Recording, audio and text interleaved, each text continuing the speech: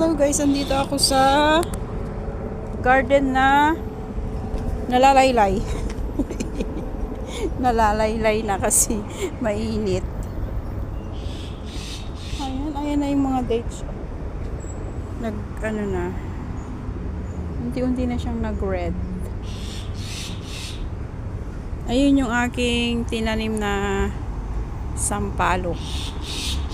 Sa paso lang yan. Pero hindi na nila tinanggal sa paso. Kaya lumaki na siya. Ayan, ang tanim kong matamis yan. From Bangkok. Ilang taon ba ang sampalok bago mamunga? Sana matikman ko pa yung bunga niya. Ayan na guys, wala na talaga siyang bunga. Nalaylay na. Tagal naman ng mga yun. Ayan guys. Ang garden na nalaylay na ang kanyang kabatiti yan mga kabatiti.